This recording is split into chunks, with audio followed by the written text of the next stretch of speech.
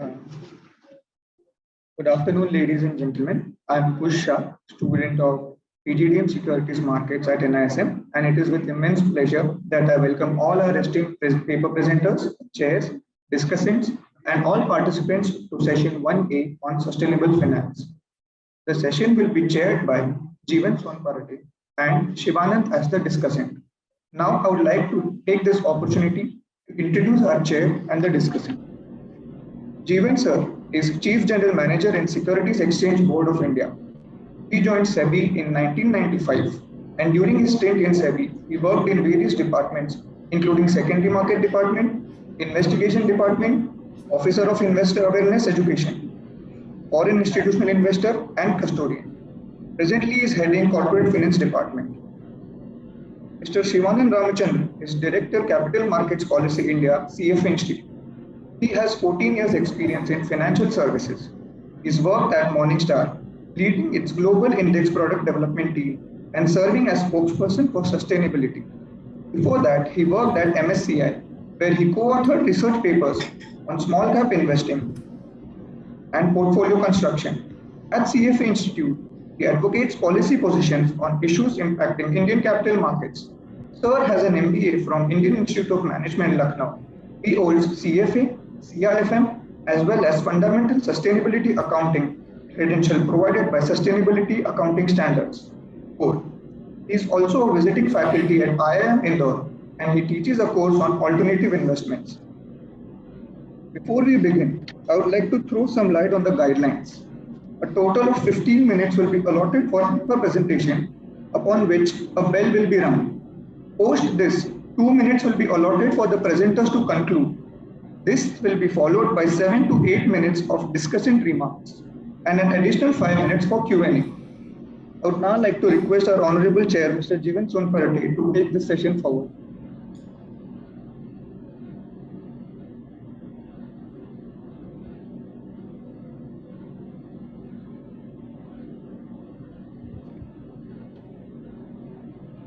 Good afternoon to you all.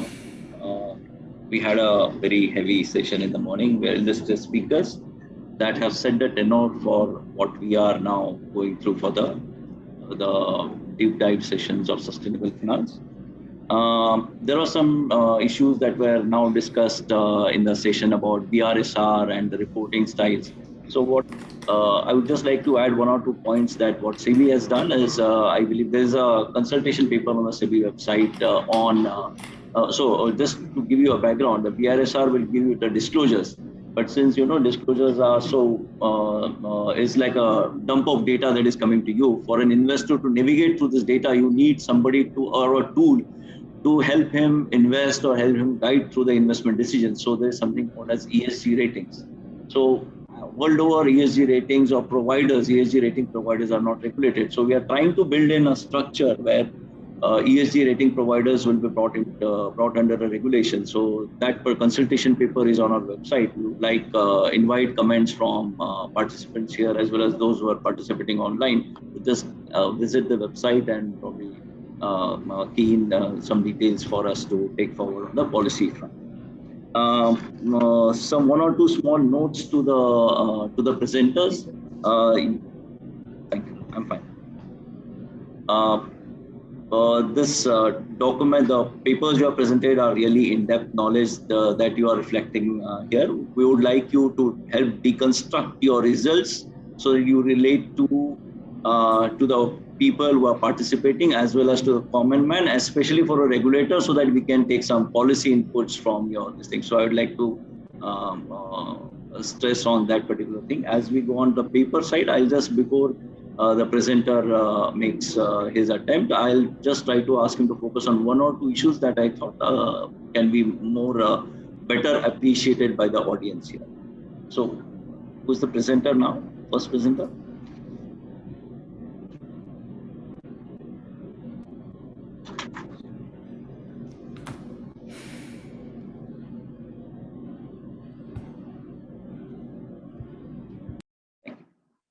So, Mr. Muneer Shaik and Mohd Rehman is joining in webinar. Okay. So your paper is right. It's good. It's in depth. I would like to deconstruct paper, page number 11. Yeah, I'm saying as a precursor to his presentation, if you could stress on page number 11, the table 2 that he has mentioned there. Thank you so much.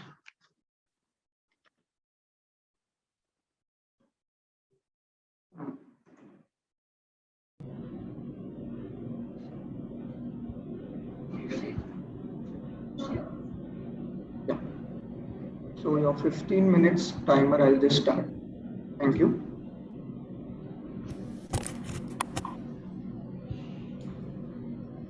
Okay. Good afternoon, everyone. Am I audible? Yes, you are. Yeah. And I hope my screen has also been shared properly. Yes, it is. Right. So I'm just waiting for my co-presenter, but he is having a difficulty in getting logged into this webinar. So probably I'll start with the discussion, and I'll try to focus on page number 11 as mentioned. So let me just go through the introduction part. So this is a joint work done by myself and my co-author, which is Dr. Mohammad Rehman from King Saud University.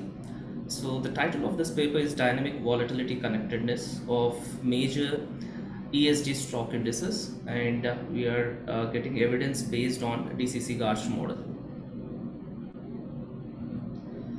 So brief outline, we'll start with the motivation of the study, and then shift to the introduction, literature review, and then talk about the methodological aspect, discuss the empirical analysis and conclusion and policy implication. So this will be the flow of the presentation. So just to talk about the motivation of this particular study. So this is the statement made by David Gardner, co-founder of Motley Fool, making your portfolio reflect your best vision for our future. So COP26 climate talks spurred investor interest in sustainability, leading to investors' attraction in ESG stock indices. And today 81% of globally representative selection of sustainable indices outperform their parent benchmarks. So capital market is on the cusp of a tectonic shift, a fundamental reallocation of capital towards sustainable assets. So, and billionaire investors believe that ESG will be the new standard.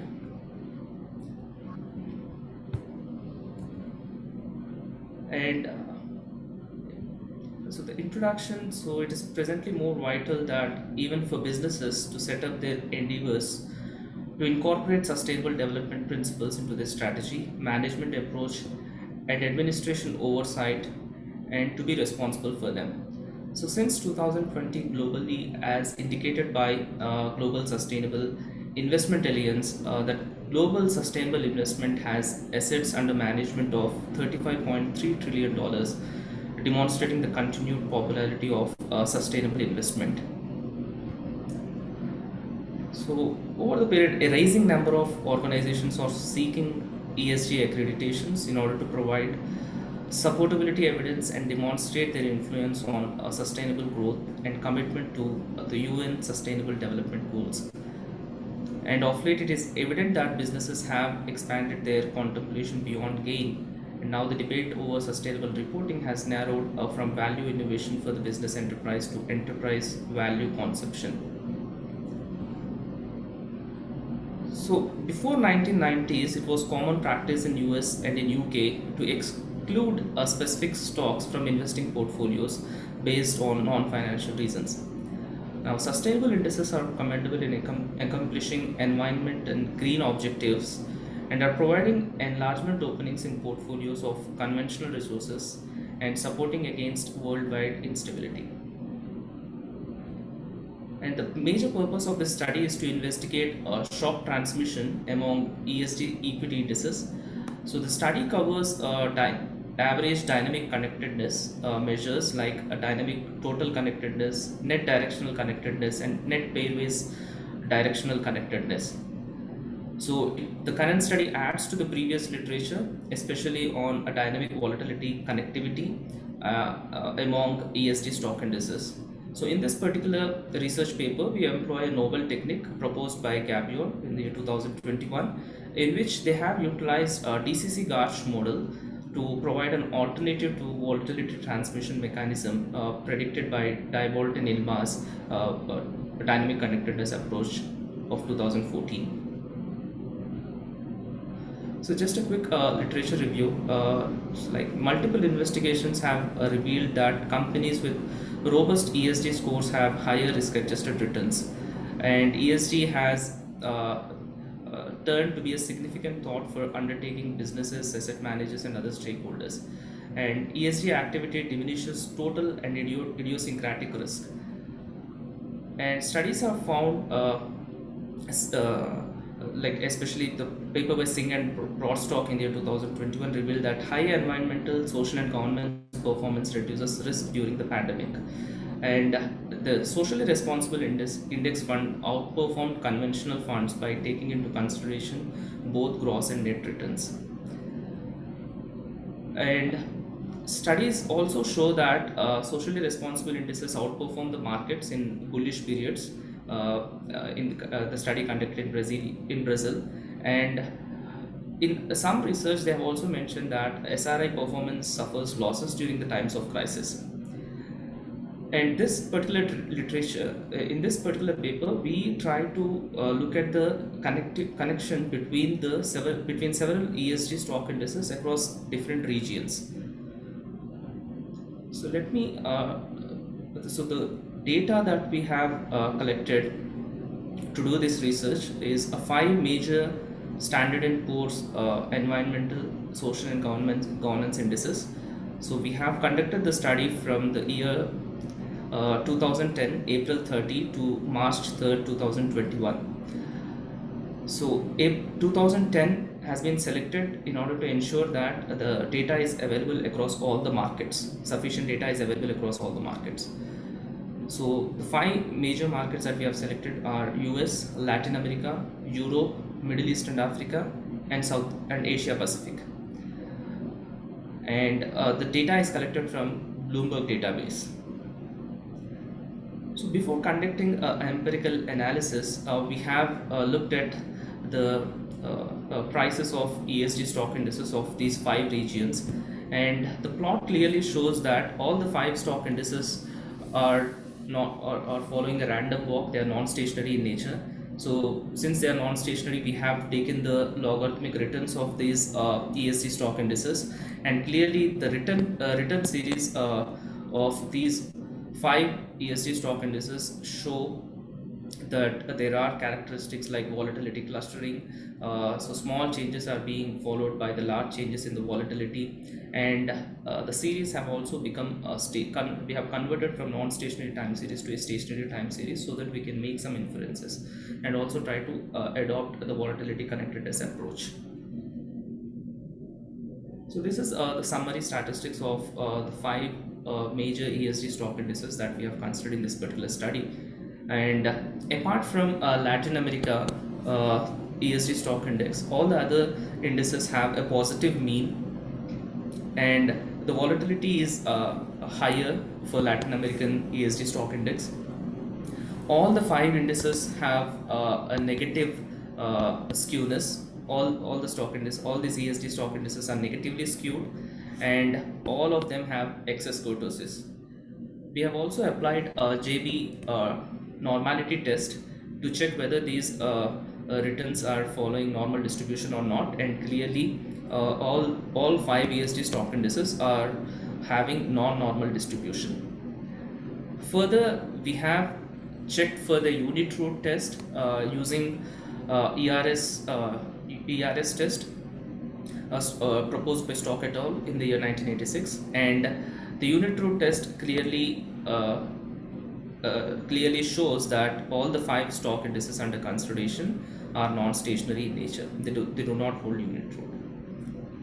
And we have also performed Fisher and Gallagher 2012 portmanteau test, Q-squared 20, especially checking the squared residuals in order to check whether there is an arch effect or not. autoregressive conditional heteroscedasticity effect or not, and clearly there is arch effect, due to which we have employed the GARCH model, multivariate GARCH model, to understand the connectivity of all these 5 indices.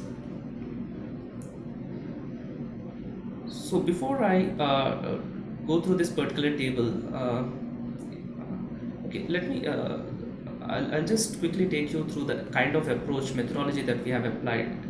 So we have applied DCC-GARCH model of Engel 2002. This is the basic structure of the DCC-GARCH model, and this dynamic connectedness approach basically applies two particular steps.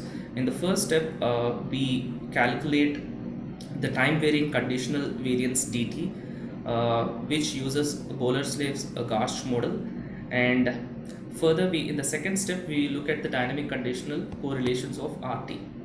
And using this particular structure, Gabler et al. In the year 2021 have developed the connectedness approach proposed by Diebold and Ellman, wherein they have captured the time varying connectedness. So further, they have used volatility impulse response functions, which are much better compared to the generalized impulse response functions to capture the dynamic time varying characteristics.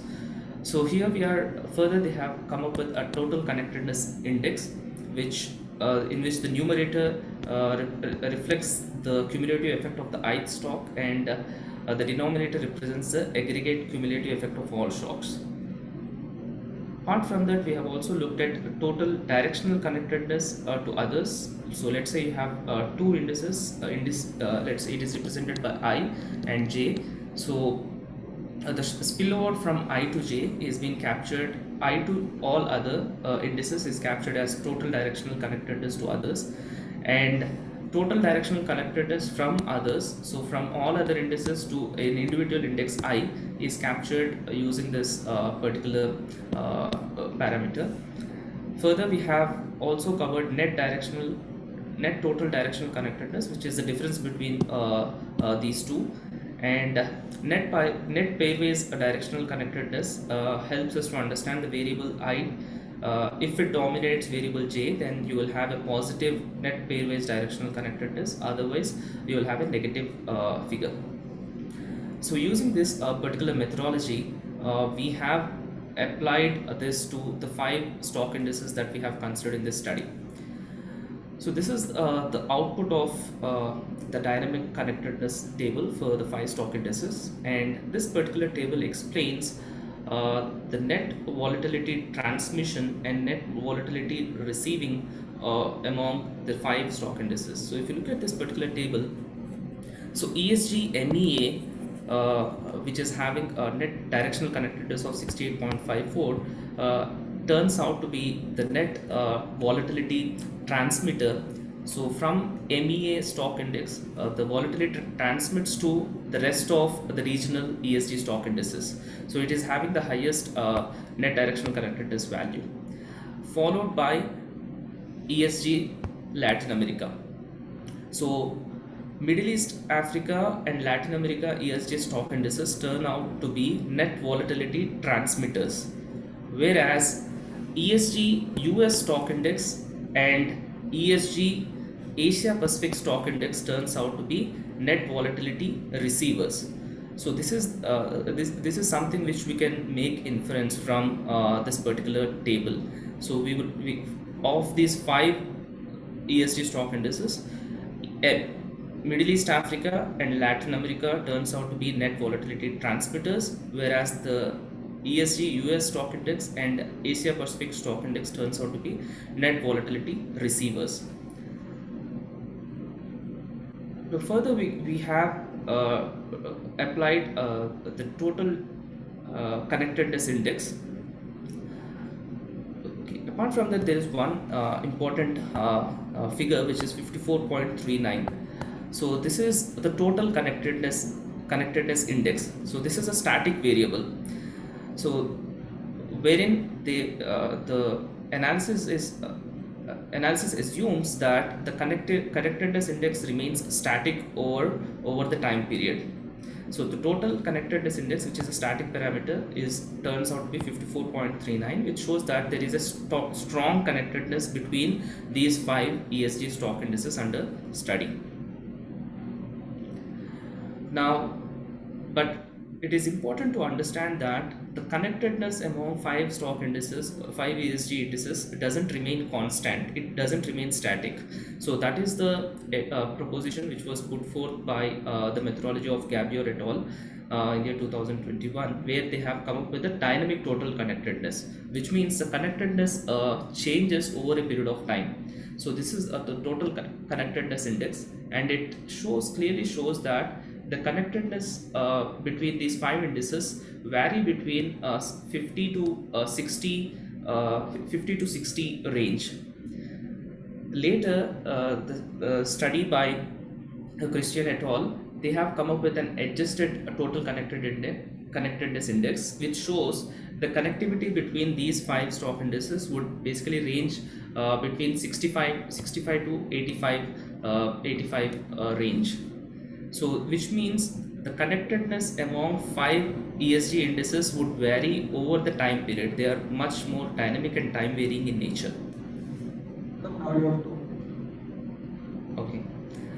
So here we have the net total directional connected index. So if you look at this figure 1, so ESG MEA, Middle East and Africa, turns out to be a net volatility transmitter followed by ESG LA, whereas ESG US have a turns out to be net volatility receiver. So we can find out this particular thing by looking at this third plot, which is the net contribution, which is the difference between contribution of ESG stock index to all others and contribution of ESG stock index from all others. So here US is having more contribution, so it basically acts as the receiver, followed by Asia Pacific and Europe. And if you look at this net contribution, so all this from this plot, US is having negative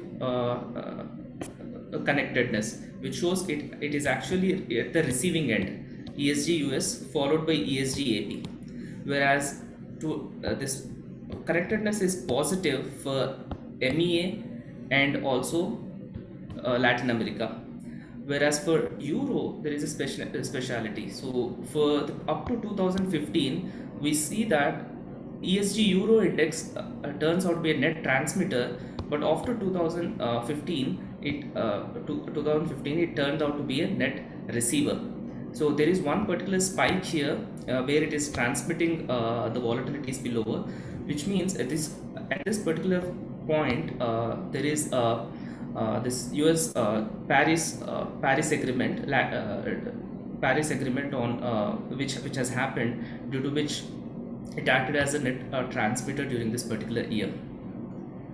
So we can also see this we can get the similar kind of conclusion by looking at the net pairwise directional connectedness as well. So what happens is, if you look at this US market compared with other indices, US and LA, so we have a negative connectedness. Similarly for US and Euro, you have a negative connectedness. US and MEA, negative connectedness. And if you look at EUS and AP, the bilateral connectedness is very small.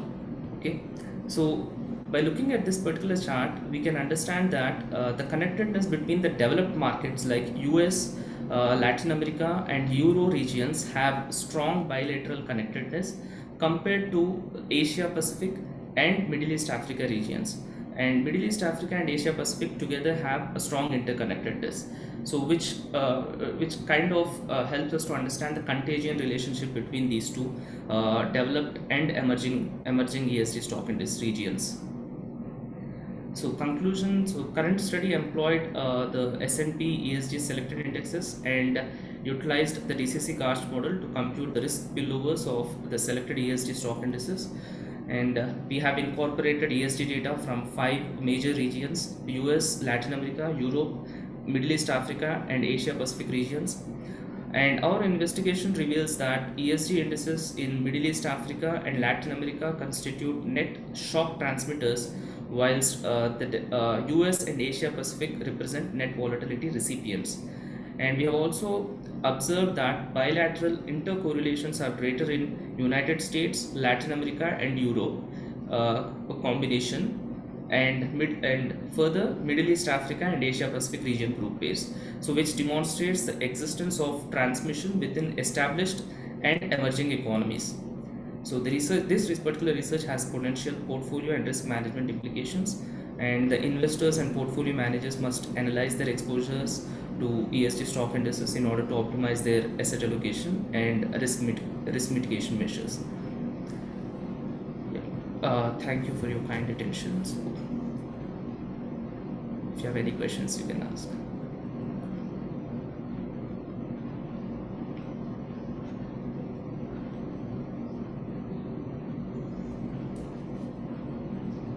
Yeah.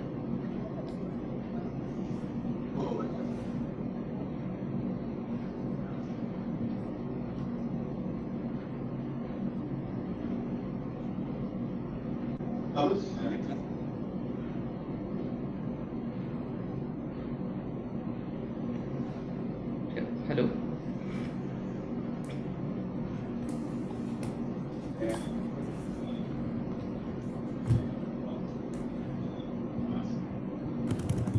Good afternoon, chair of the session.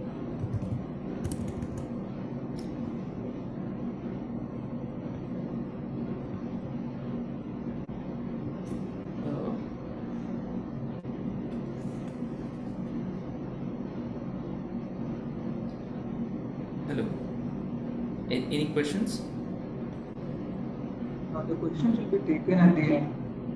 Okay. Yeah.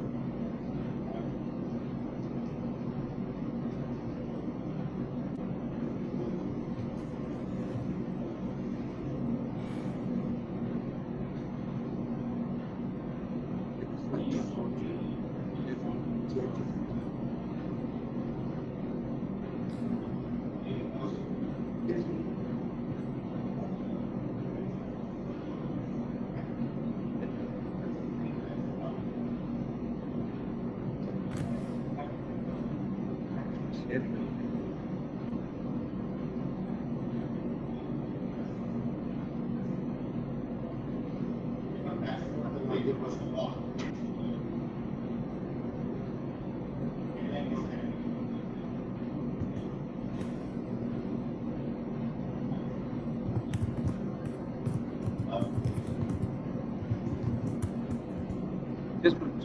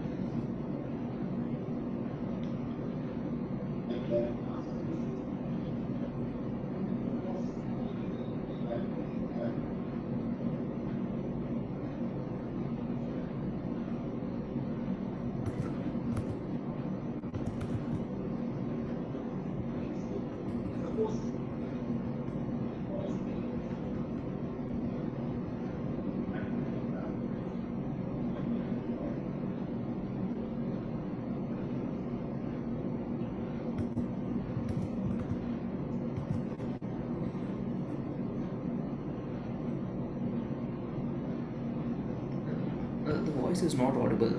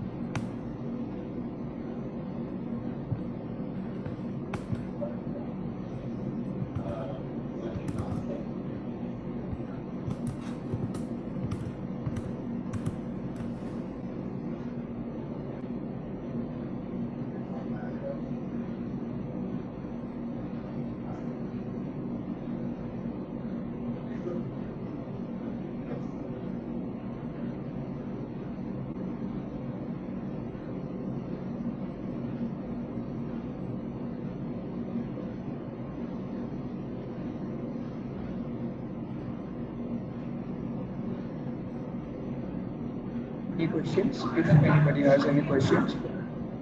So if anybody has some questions, okay, yeah.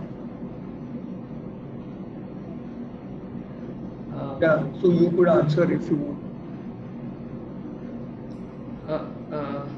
Hello, can we? Yeah. Right, with regards to the typo which was mentioned in this slide, yeah, it should be net transmitters. It's a typo error which we have corrected at a later point. Okay, now, so.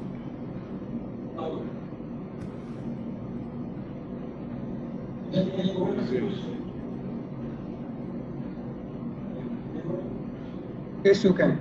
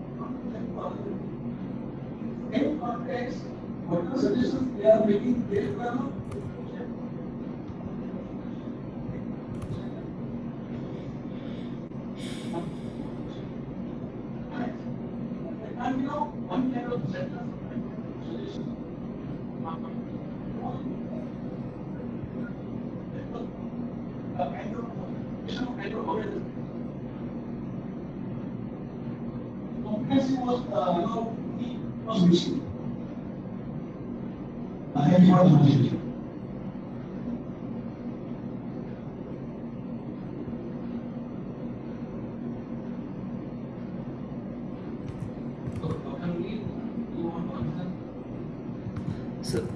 hello. Actually, see, most of the things are not audible here. I'm not able to listen to the any of the questions so far. But only thing which I can see the slide and the comments which were mentioned. So I can try to address the comments which were mentioned in the slides.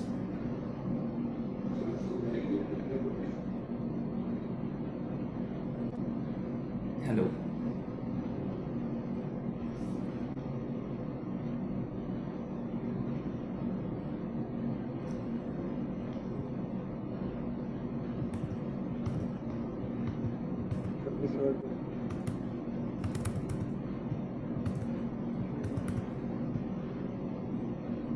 Hello.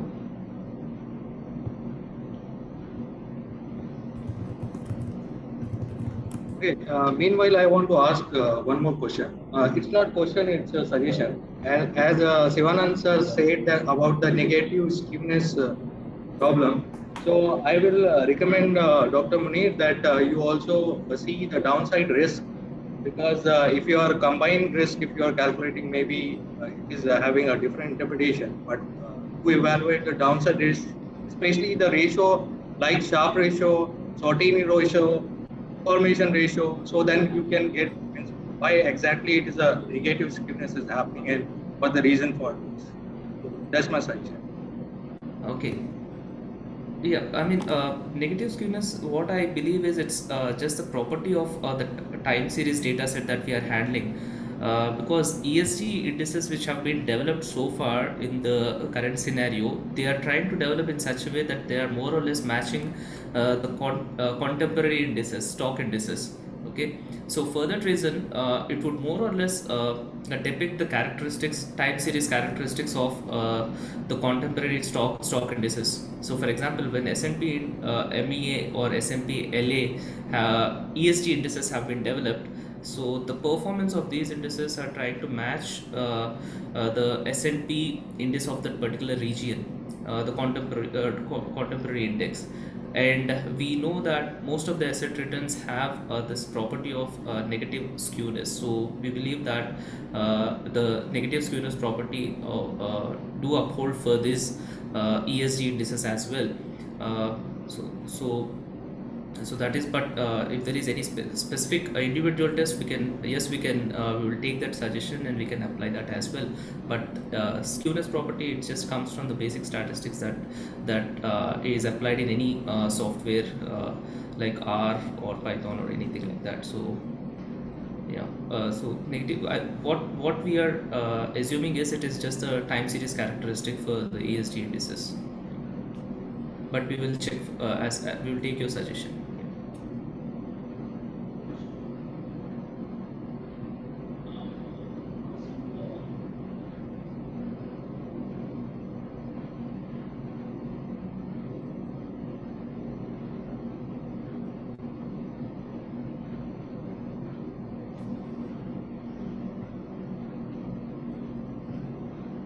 I request Mr. Jain to present the paper.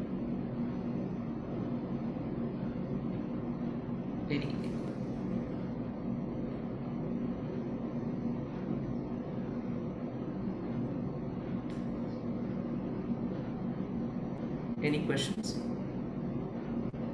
I think we have concluded here. Yes. I request Mr. Jain to please present the paper.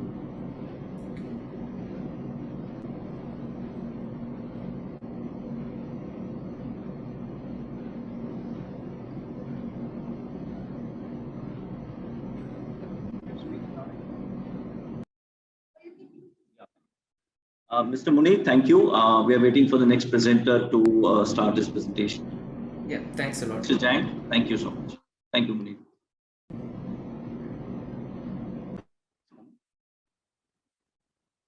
Is joining?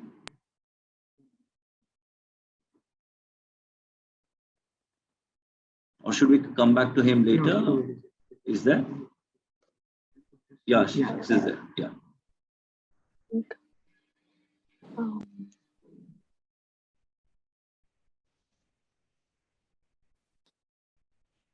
Wait a minute.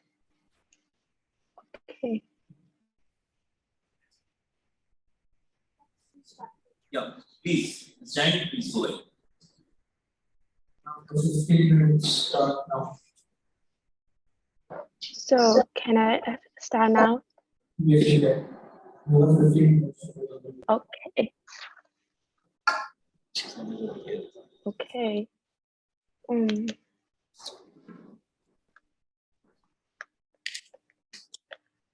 Hello everyone. My name is Qiongqiong Zhang. You can call me Hannah. I'm from Wenzhou Chem University, the College of Business and Public Management in China. It's my pleasure to deliver a presentation here. Okay, let's start. My thesis topic is, does emission quota affect stock performance of industrial corporations in China? Evidence from Shanghai carbon emission plot. Nowadays, the greenhouse effect has become a crucial issue in the world. And China, as the world's largest carbon dioxide emitter, China expects to peak carbon dioxide emissions by 2030 and achieve carbon neutrality by 2060. Since 2013, China has set 8 carbon trading pilots successively, which runs in a situation that companies releasing less emissions could sell their excess allowance, while companies with high emissions tend to purchase allowances. Industrial companies are the dominating participant in carbon trading pilots.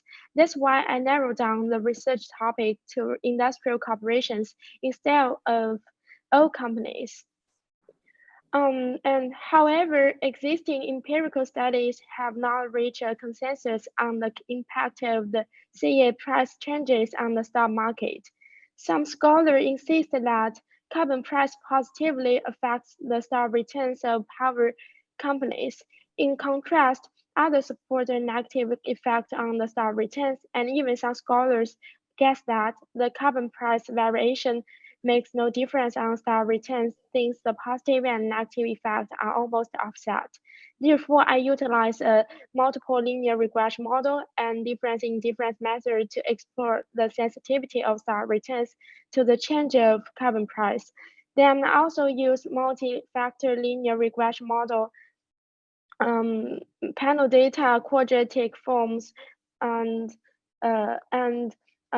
interaction terms and superior period to examine the relationship between carbon price and stock returns.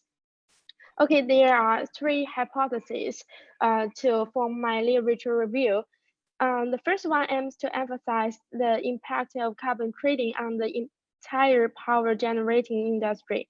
Gooder and Mathai point out that the trade of carbon emissions rights could directly reflect in the cost to affect the firm's cash flows, and the changing the energy mix implies different costs and then influences the profitability of corporations.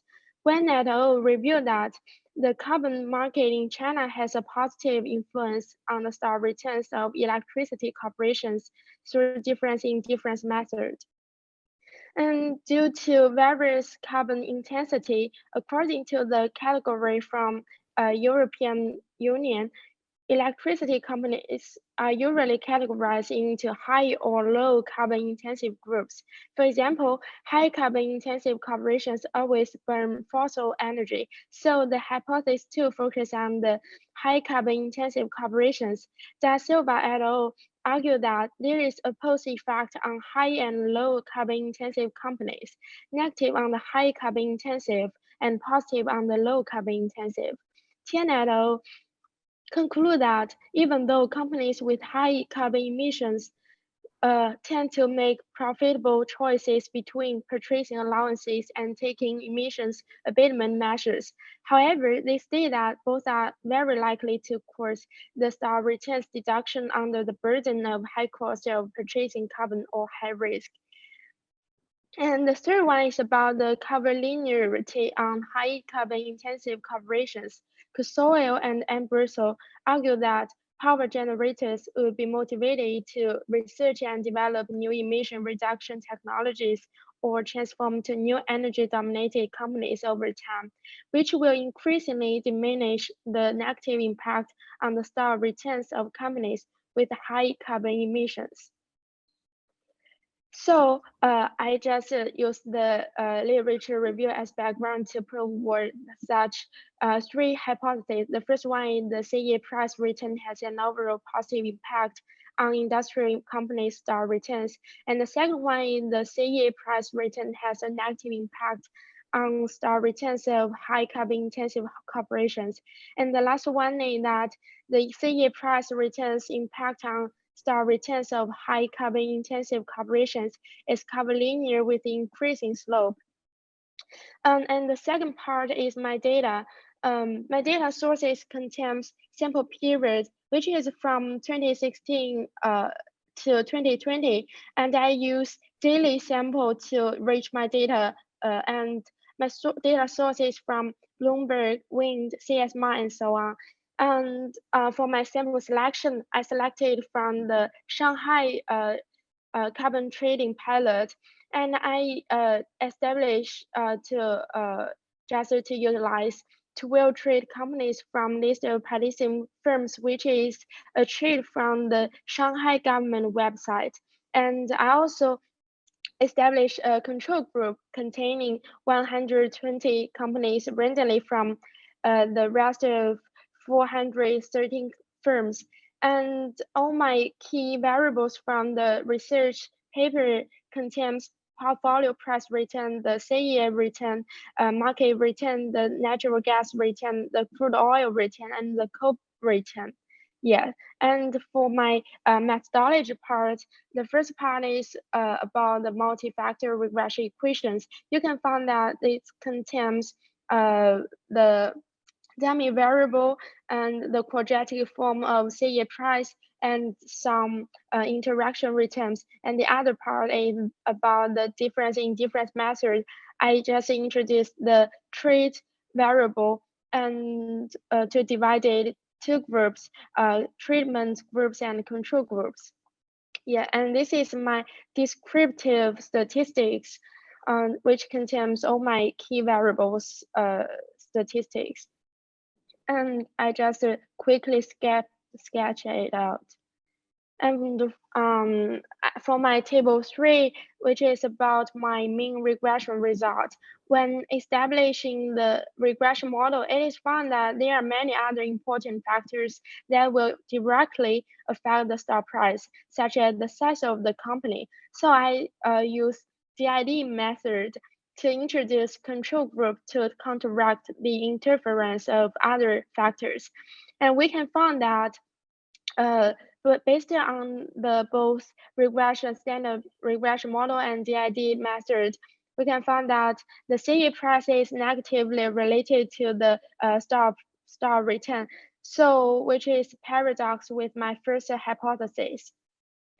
And for my figure 1, it shows the relationship among CE return, market return, and portfolio return. I just use all the absolute values to see volatility relationship between among these three variables.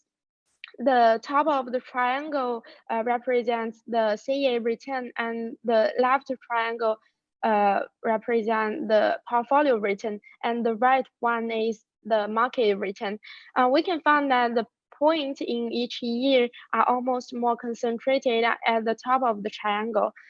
So which shows that small fluctuation of CEA are accompanied by large portfolio individual stock returns fluctuation, but the market return is unrelated. And for my table 3, which is related to the interaction returns, there are some robust evidences that the rise in international oil price has also led to a rise in natural gas price. So we can find that the interaction terms is also between the natural gas and crude oil is both positive, but there are almost no significant value. So maybe there is no reference value. And for my robustness track, I just introduced the sub-period. Although the establishment of national carbon emissions trading market has no direct impact on trading in Shanghai pilots market, the publicity brought by the news may indirectly affect the pilot market in Shanghai. So to study this impact, I divided the time into 2 periods per national market, which is from 2016 to 2021 July, and poster national market 2021 July to 2021 November.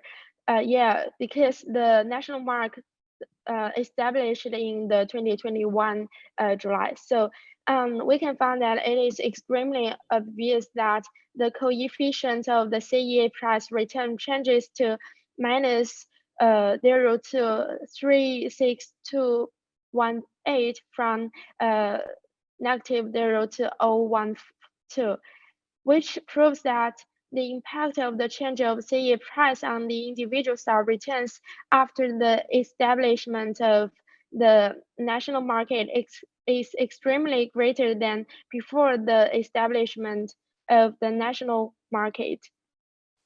So in conclusions, CEA price return overall has negative impact on the company's stock return. High carbon intensive corporations obviously negatively affect the individual stock returns. The effect of carbon price from high carbon intensive corporations is a downward trend with an increasing slope. Yes, just as I said before, my findings is paradox with my first hypothesis. I think the result may also be that the number of companies with high carbon emissions among the 12 companies selected far exceeds the number of companies with low carbon emissions, resulting in the change of carbon price, or the side effect of the former stock, which is high carbon emissions companies, is much greater than the positive effect on the later stock, which contains low carbon emissions companies, which leads to a whole negative effect. Yeah, that's all. Thank you.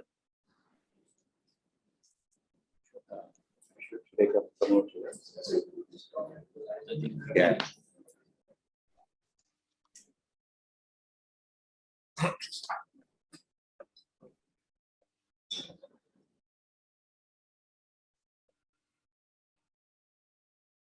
This is what Any questions? Zhang, can you hear me? Zhang, can you hear me?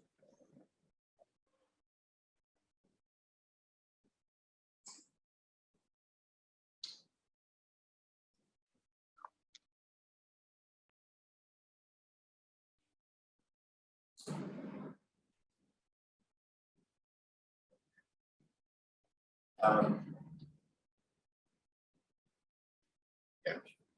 So, yeah, no, I thought, is it better? Okay, sure. Yeah, okay, excellent.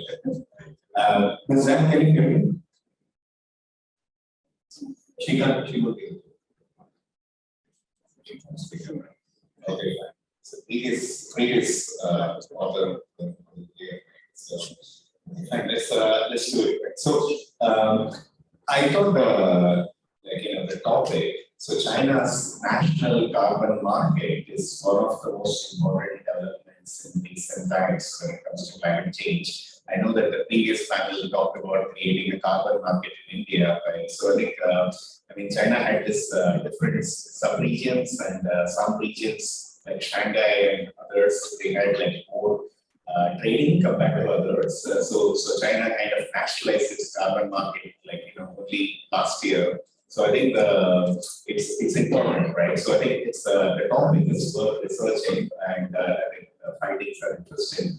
And one of the things that I was in one of the presentations made by CLSA. So what they did was they looked at all the MSCI ACME companies, and they looked at how many companies are disclosing science-based targets. And one of the markets with the lowest proportion of companies disclosing science-based targets was China, right? So even India and like Malaysia and some of the other markets, they have more disclosures on science-based targets, but not China. So I think the studies like these and potentially the national carbon market and potentially to have that link between carbon prices, stock returns might provide that kind of policy impetus for even companies to kind of come out with expertise, right? So I thought the topic was interesting for all the reasons like this, right? And the second thing is I thought the hypothesis was some of the most interesting I've seen. So to say that carbon prices overall has a positive impact, right? So of course the high emitters will suffer, low emitters will benefit, but overall the market benefits. So that was the first hypothesis. The second hypothesis is of course high emitters suffer compared to low emitters, which is kind of obvious. The third one I thought was also interesting, which is the shape of the stock price performance. So so because there is this information which gets hit, so the initial reaction might be negative for high emitters, but over time the companies' high emitters adapt to new technologies, and therefore the price drop will kind of recover, right? So I thought that was, it talks in all these, I mean, it's couched in jargon of shape and all that stuff, but I thought the idea was good, right? So because the reason I'm saying is I've read research papers, I mean, like financial analyst journal, so which is a little more practitioner, and a lot of the time my idea is like, this hypothesis is not worth testing because it seems so obvious, right? So, but not so in this case. So I thought that part I wanted to just highlight, right? It's sometimes the quality of paper is asking the right questions. I thought the paper asked the right questions, right? So that's good. I thought the choice of looking at companies is sound. I mean, so it seems that only these companies are listed because most companies which are trading are not listed, and so and they had, and you can do that before after. So there is a bit of limitation. Obviously, you have only 12 companies, but they kind of explain why you ended they chose only those 12 companies, right? And I thought the exhibit which shows at the end, which talks about before and after the carbon market, you see that loading on CEA.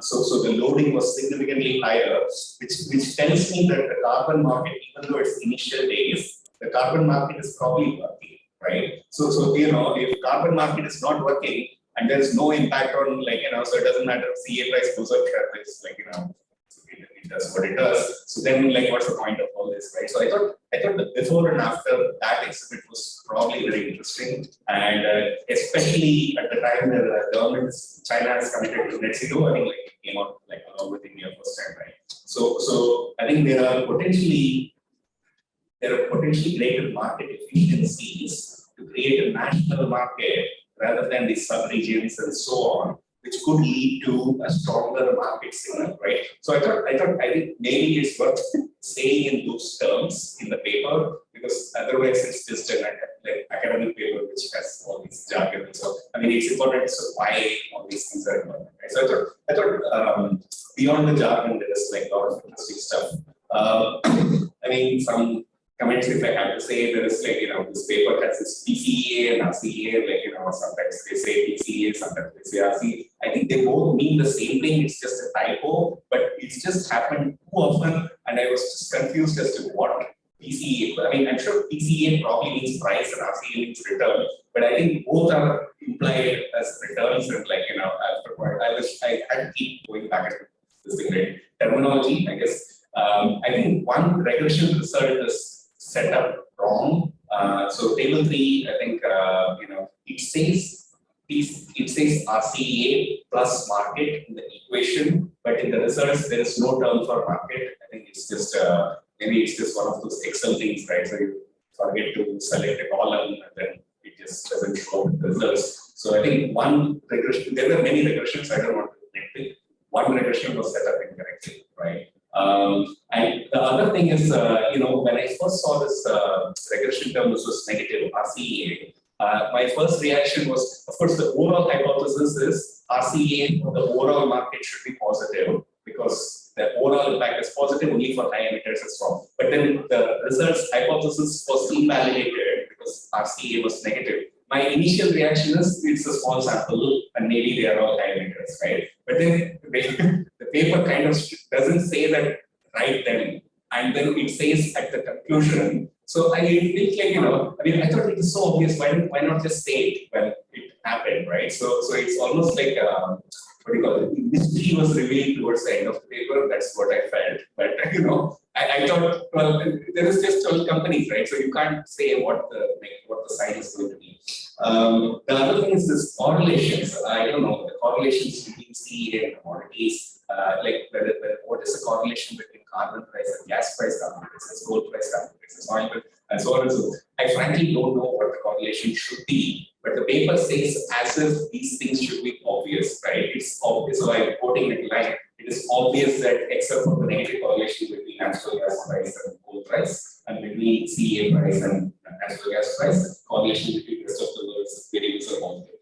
I mean, is it obvious? I mean, it wasn't obvious to me. I mean, maybe it was some time period something happened. Last year, I know that everything went up. Like, in UK, there was a gas price crunch and oil, gold price went up. I'm sure correlations were positive. I mean, I don't know what is causing those, but maybe some explanations for it. And last year, I think, so I guess that's broadly it, right? So I mean, I think it's a pretty good thing. Thank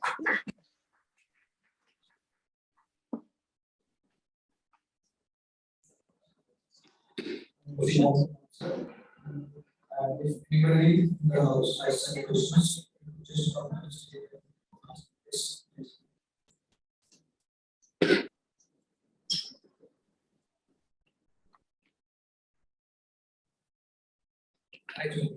so my question is regarding DID methodology. You have taken the treatment group only 12 companies and control group almost 540 companies. There is one paper, March 2018 paper, saying that your control group is so much higher than the treatment group, and maybe the regression always becomes a significant. So, what is your comment regarding this incorporation of sample size of the treatment?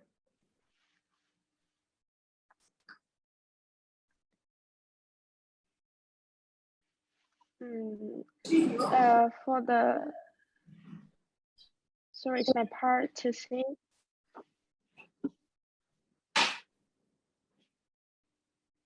Are you getting my question? Yeah, just to answer the comments questions, right? So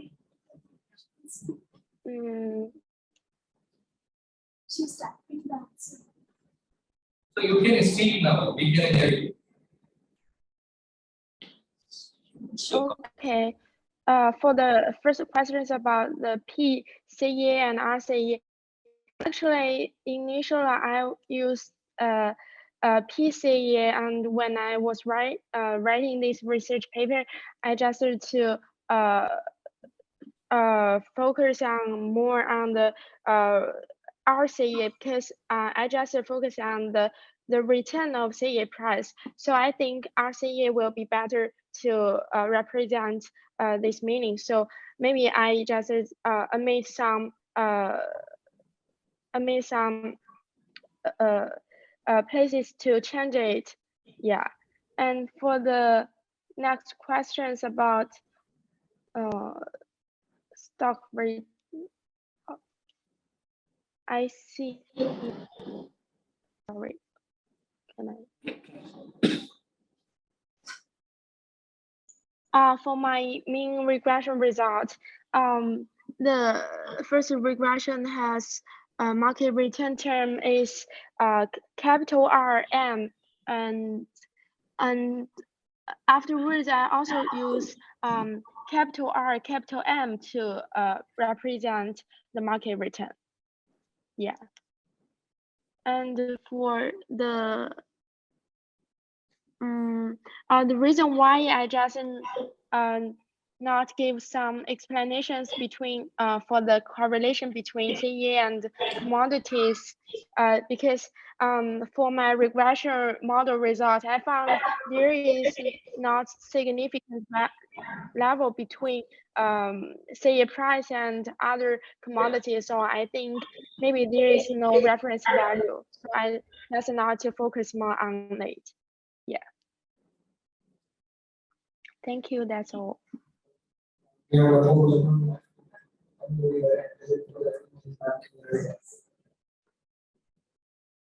There's one more question, sorry.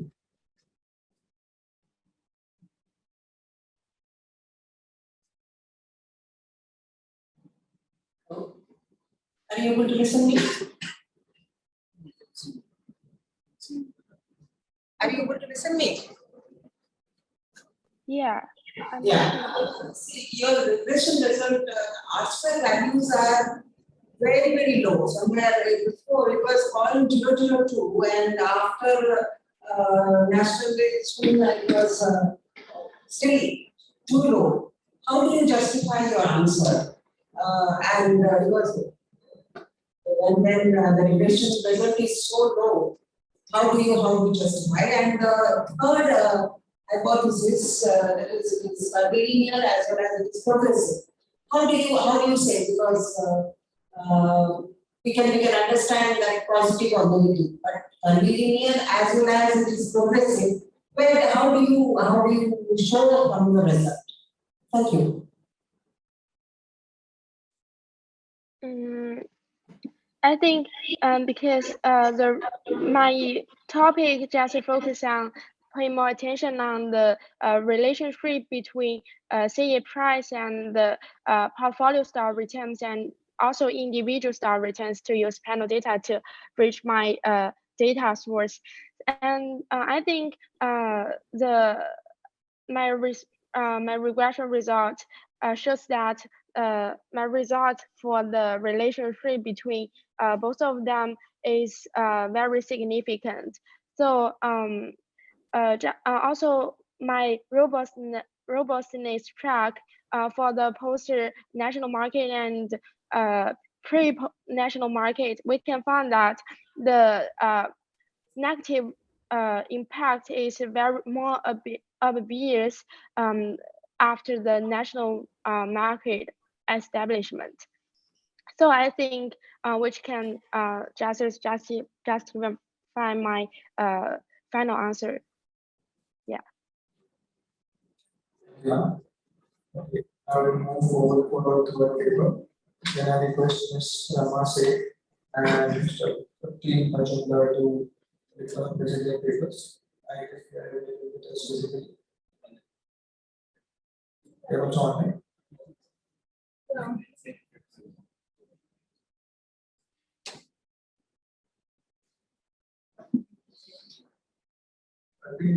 Majumdar, you are available. Yeah.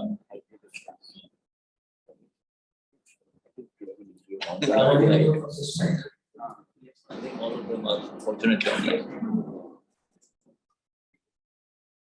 Thank you for sharing this screen. Thank you. People would have given more extent.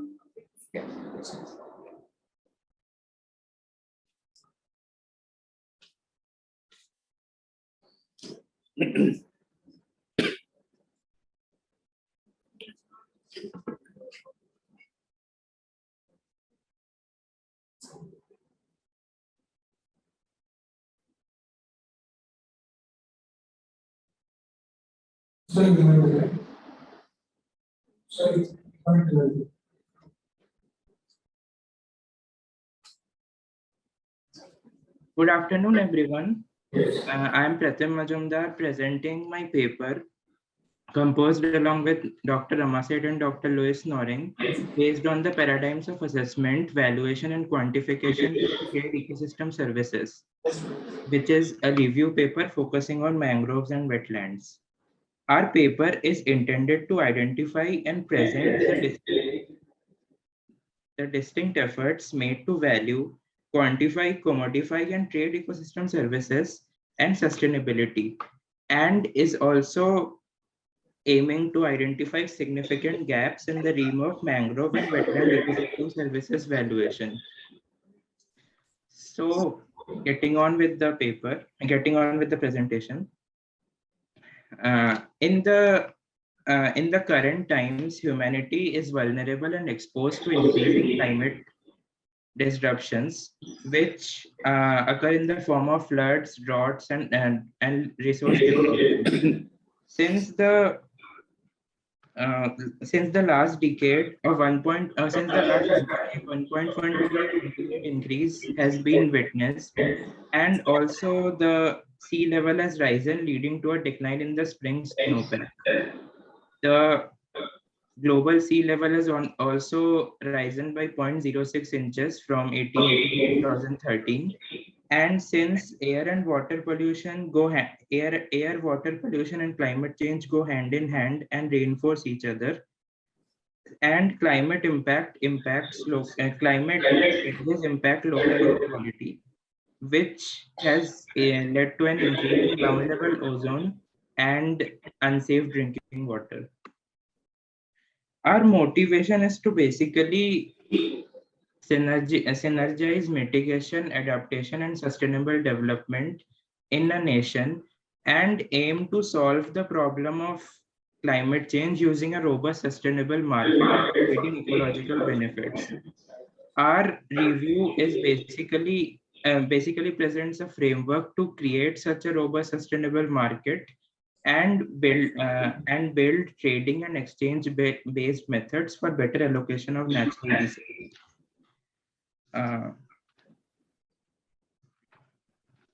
So again, our aim is to basically establish equilibrium in the biosphere by trading mechanisms. Environmental economics actually offer three solutions to internalize environmental externalities, that is quantity-based interventions, price-based interventions, and environmental markets or payments for ecosystem services. So previous research has shown that the market-based techniques are the most effective in solving problems related to sustainability, and hence we are proceeding on that. Again, our review presents a skeletal framework of how to establish such a market, and in this process, we will also be providing some preliminary suggestions for wetland conservation in India, which can also be applicable to rest of the global zones. So our first process is sustainability assessment. The first step in the creation of a ecosystem services market is the usage of sustainability assessment, which is basically a decision support tool through which the implications of a project or an activity are evaluated, which plays an important role in addressing the challenges of interpretation, information, and impact. On the project level, sustainability assessment includes the techniques of environmental impact assessment, system dynamics modeling, integrative sustainability, and a newly developed method of life cycle sustainability assessment. So these three traditional methods have been used extensively on project levels. So environmental impact assessment focuses on biophysical components and involves collecting information, identifying and forecasting environmental effects on various projects.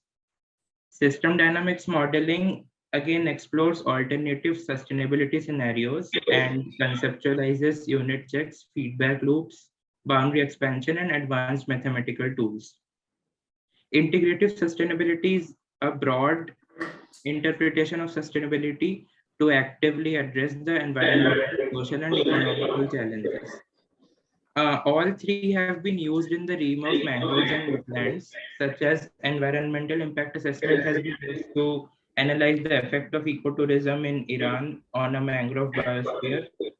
System dynamics modeling has also been used in mangroves, and integrative sustainability has been used to explore the complex relationships between economics, society, and quality optimization of forest ecosystems.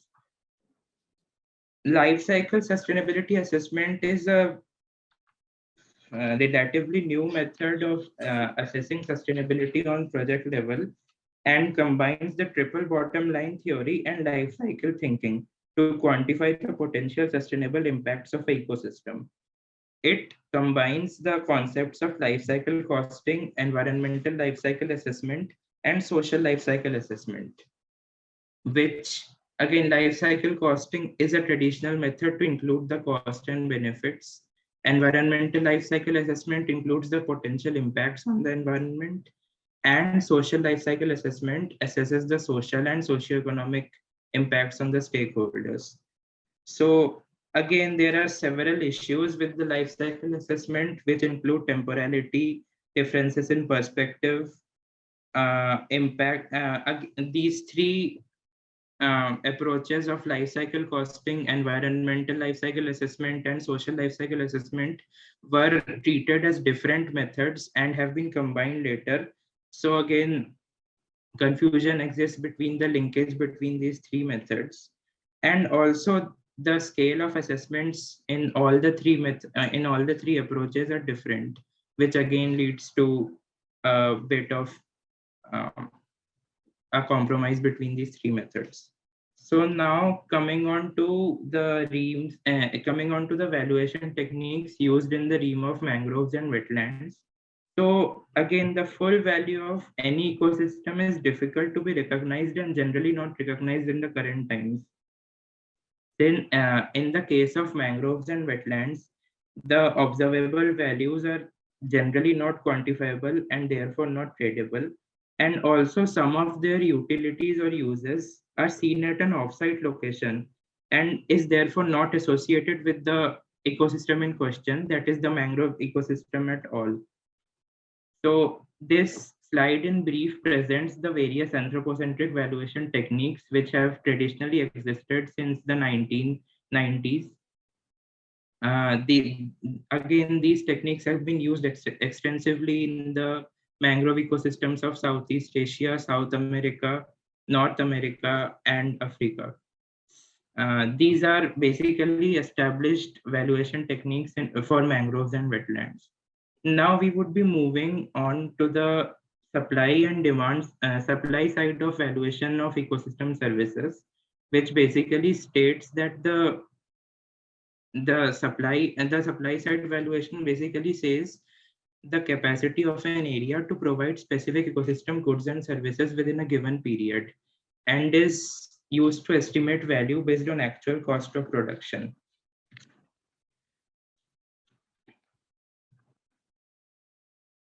So the anthropocentric valuation method is basically the traditional method, but the method of using costs based on human analogs as a proxy for value suffers from an inherent inefficiency because the interpretation is associated with subjective valuation of consumer preferences, which again leads to faulty valuation. So that's why we are preferring, like in our review, we are suggesting to go for the biocentric or ecocentric valuation methods, which include emergy and exergy analysis, ecological footprint, life cycle analysis, and materials flow analysis.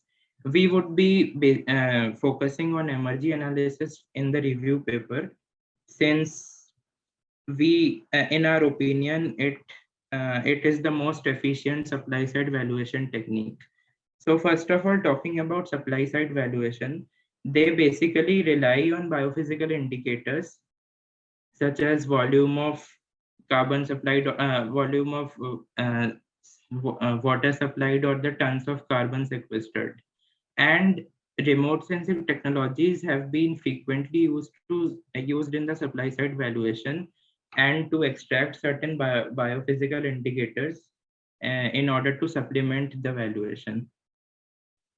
So the spatialization methods of land use estimation, ecological process simulation, data space overlay, and expert experience judgment have been again relevant to the field of mangrove and wetland ecosystem services evaluation. And the spatial dimension of natural resources has also been highlighted by a particular researcher, which combines biocentric approaches, geographic information system techniques, and remote sensing technologies. So now coming to energy.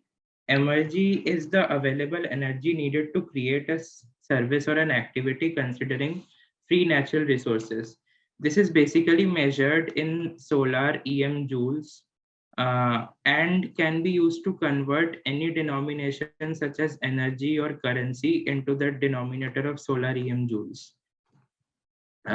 Embodied cosmic energy has also been used for wetlands and urban ecosystems services assessment, which is slightly different from the definition of solar EM joules, but still sometimes used to get a more complete treatment of energy.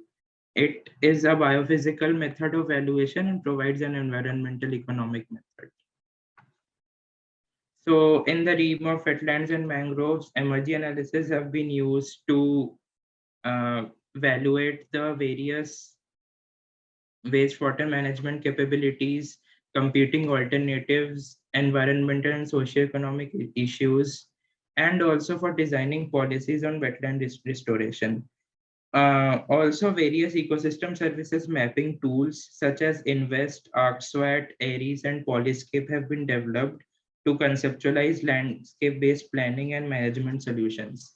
Some researchers have also tried to combine the supply and donor side methods, that is the anthropocentric and the biocentric side methods, using the LEAF framework, which is the life cycle assessment and energy analysis framework.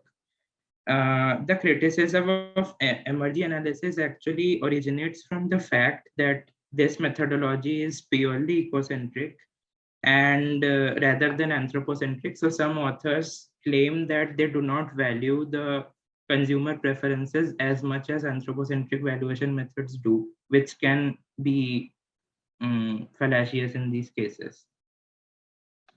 Now coming on to the third part of the review, which is the quantification part. So quantification is basically the process of measuring the quantity of ecosystem services provided by a particular habitat and can be achieved using sustainability indicators. The steps for quantification include properties, functions, benefits, and values, which are basically a cascaded framework. And these four parts have been well quantified in the literature, with properties and functions representing in the majority of studies. So benefits and values are generally ignored since, again, this is a cascaded framework. So properties and functions cover the entirety of the ecosystem. So the carbon counting, which we have mentioned, basically refers to the tons of carbon which have been stored in the ecosystem. Once the ecosystem is destroyed, this carbon can be released freely into the atmosphere, which leads to climate change and global warming. So for the mangrove ecosystem, the ecosystem is divided into two parts, the above ground and the below ground, and particular methods such as allometric equations, GIS, and remote sensing technologies are used. For the below ground, similarly, general allometric equations, soil type models, and regional predictive models are used. Now moving on to the complementary currencies and the renewable energy currencies.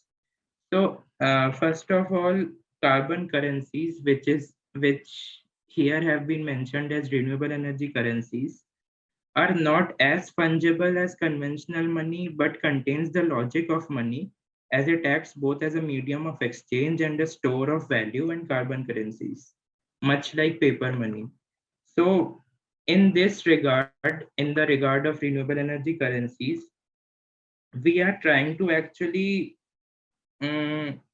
reminisce, like bring back the fixed reserve of money, linking money to the gold standard. So in the case of renewable energy currencies, we are trying to link money to the consumption of renewable energy.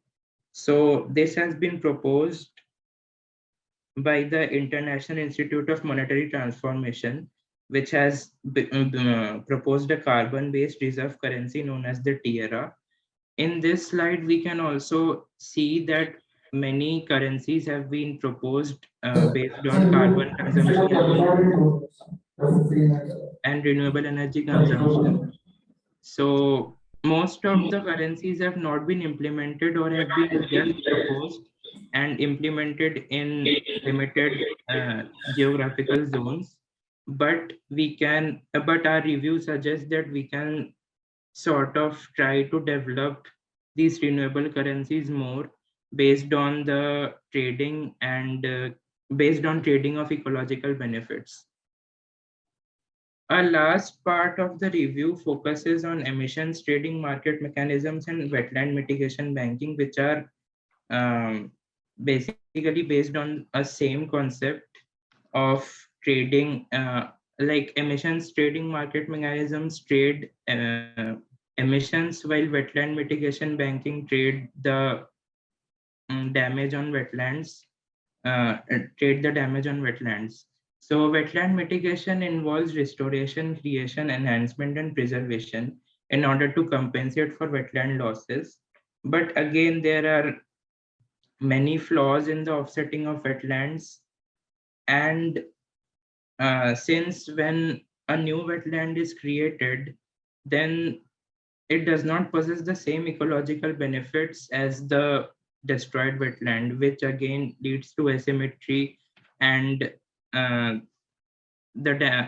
loss of ecological benefits.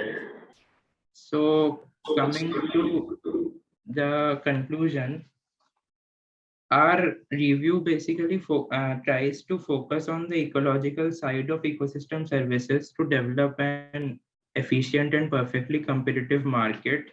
As I have mentioned during the presentation, the biocentric or the ecocentric valuation techniques have not seeped into the realm of ecosystem valuation as much as the anthropocentric valuation techniques have.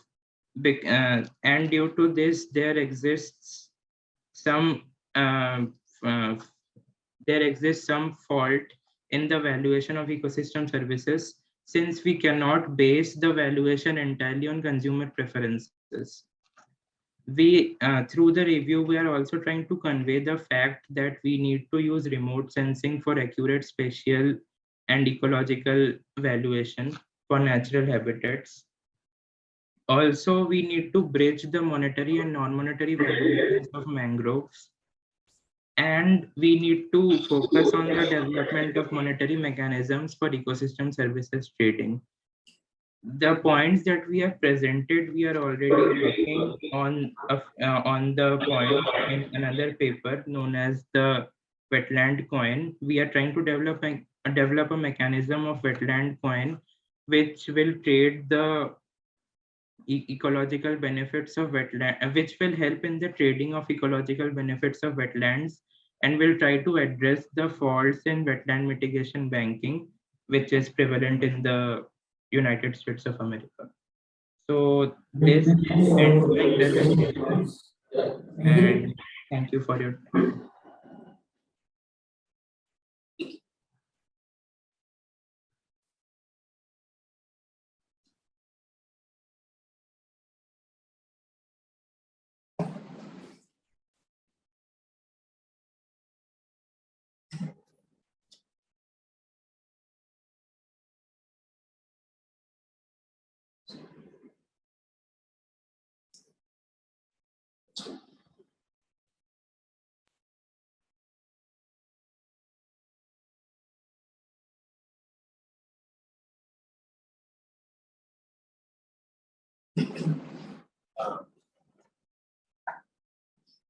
I mean, I'll be honest, I kind of struggled to read the paper because it was fairly dense. Right? So maybe it's like part of the reason is when we talk about ESG, biodiversity is kind of in the fringes, right? So I think only now it's kind of coming to the mainstream, and a lot of concepts I've never heard of before, right? So there's nothing to kind of catch on to when I read something. So I had to kind of so I first thought energy was a typo. Then I had to look it up, right? So energy is like a real concept, right? So I think there was that those problems are to keep the remarks brief. I don't know how helpful it's going to be, quite frankly.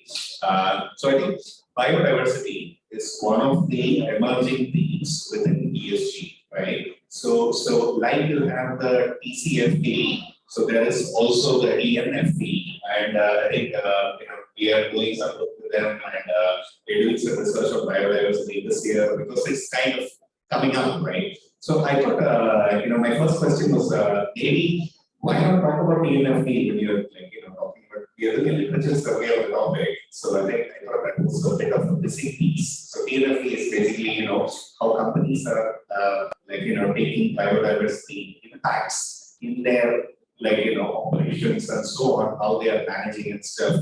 So I thought that was a missing piece if I had to just call it out. But otherwise, I think it's an interesting topic, right? So mangroves is, from what I've heard, mangroves is one of the nature's best defenses when it comes to climate change, and it is one of the most important parts of adaptation. The adaptation value of mangroves is much higher than any other form of forest or vegetation that you can possibly think of, right? So I think it's at least in India, I would imagine that if you want to look at biodiversity, you need to start with mangroves and wetlands, right? So I thought that was good. I thought it talks about some skeletal framework. I said what I understood, right? So I think also there are 3 parts to it. So one is valuation. And I think it makes the distinction between demand and supply. So, carbon trading, I would imagine it's like demand based, whereas supply is basically trying to value the whole wetland, which is not looking at wetland. What is the cost of destroying wetlands of mangroves? It just talks about what is the value of a mangrove forest, right? That's the kind of supply side. I thought that, that perspective is interesting. The monetary policy system, when I read that, I thought it looks like stablecoin, not crypto, the stablecoin, right? So coin which is based on some basket of this thing. I thought mangrove stablecoin. That's what you have to make sense of what you're thinking, right? So I thought that was interesting. To me, it sounds French. I've never heard of it before. Which probably means it's French. Possibly, I don't know. And the trading system, I think the third part. I think we know what trading systems are, so I think that's good. I thought we could make a reference to carbon pricing when we talk about demand and supply side valuation. I thought one of the things about carbon pricing, with I think the authors talk about trading systems. They also kind of say that this taxation doesn't work or something like that. If anything, I would imagine that carbon emissions seem to be chronically underpriced because of informational efficiencies, and a lot of people think carbon tax is the answer because markets cannot be always trusted to assign the right value. Now, in this paper, they kind of, when they talk about trading system, they kind of make an assumption that taxes are inferior and the trading system is superior, right? Which I would challenge.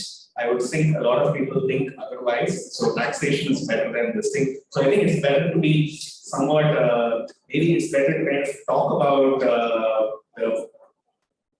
bring some balance into that discussion. I thought that's that was missing, at least on the trading systems part. The last one is, I know, can we please give us an example when discussing things? I thought the ecosystem mapping tools, right? So I would say a lot of the paper was dense, but there was one paragraph which just read it and moved on, right? So I think, can we give some examples just to make things clear, because this is a new topic, right? End of the day. I thought, I just conclude with other thing. I know there is this at the beginning of the paper. I know the author said there are 2 dominant perspectives. one perspective is that ESG increases costs and so on. I don't know what's the source. Like, there was a reference to some paper, okay, but like it's almost like the world has moved on from that perspective. ESG increases cost. I don't know. It might be 2000. It is no longer. No one thinks ESG increases cost anymore, right? So if anything, people are very happy to greenwash, because if you greenwash, you might get some better valuation or something. Which I thought, just doesn't reach to. And I think it also says that, there are some statements to the effect ESG criteria against capital cost perspective without considering opportunities and assessment of future scenarios. Maybe it still is very backward looking, but I don't think like there is a lot of cost perspective in ESG anymore. Right? So I don't know, I think it might be some old paper which is referenced, but I just thought that was just bizarre looking at the paper in 2022 saying that the dominant perspective is ESG. I'll probably stop here because, like I said, it's a subject I would probably like to learn more, because right now I would say that there isn't much I can say.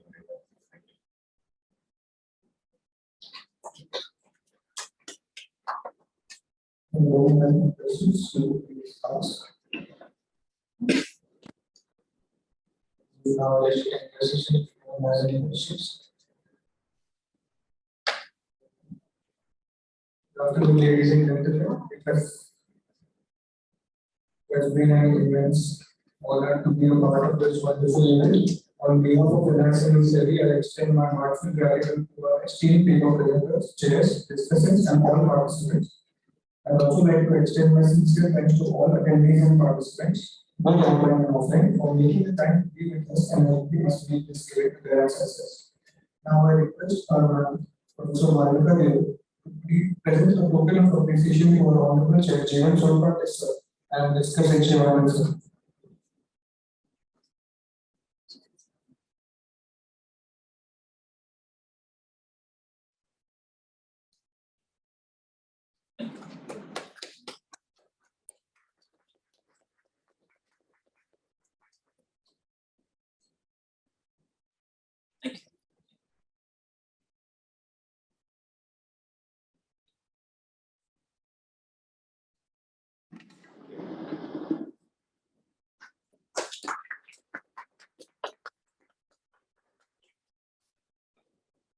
Request all the